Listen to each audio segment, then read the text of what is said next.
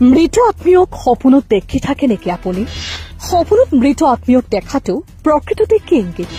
সপোনত আমি মৃত আত্মীয়ক দেখা লক্ষণ ভাল নে বেয়া? জানো আহক কি হয় আমি এনেধৰণৰ সপোন দেখিলে। সপোন আমি সকলোৱে দেখো। সপোন বিজ্ঞানৰ মতে আমি দেখা কিছুমান সপোনে আমাক বাস্তৱ জীৱনৰ বিষয়ে ইংগিত দিয়ে। সপোনত বহুতে তেওঁলোকৰ মৃত পৰিয়ালৰ সদস্যক দেখে। এই সপোন দেখাৰ বিশেষ অৰ্থ আছে।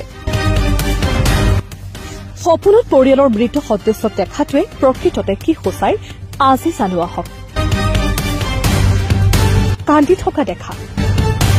আপুনি আপোনাৰ সপোনত পৰিয়ালৰ মৃত সদস্যক কান্দি থকা বা দুখী হোৱা দেখিছে। ইয়াৰ অৰ্থ হৈছে যে তেওঁলোকৰ কিছুমান ইচ্ছা অসম্পূৰ্ণ হৈ আছে। সহায়ৰ হাত।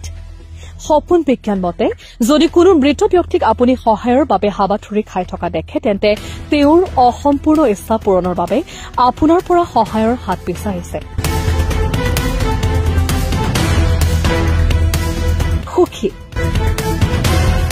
আপুনি আপোনাৰ মৃত আত্মীয়ক সপোনত সুখী দেখিলে নিশ্চিত হ'ব যে তেওঁলোকে ভাল ঠাইত জন্ম লৈছে। জীৱনত আগবাঢ়ি যোৱাৰ লক্ষণ।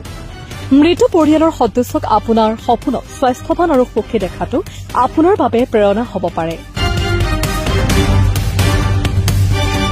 হয়, এনে সপোন দেখিলে মৃত ব্যক্তিজনে বিচাৰে যে আপুনি তেওঁক পাহৰি আপোনাৰ জীৱনত আগবাঢ়ি যাওক। নিজৰ সৈতে কথা। যদি আপুনি আপোনাৰ সপোনত মৃতকৰ সৈতে কথা পাতি থকা দেখিছে তেন্তে ই এক শুভ লক্ষণ। ইয়াৰ অৰ্থ হৈছে যে আপোনাৰ যিকোনো ছবিৰ কাম সোনকালে সম্পূৰ্ণ হ'ব আৰু আপুনি সফলতা লাভ কৰিব।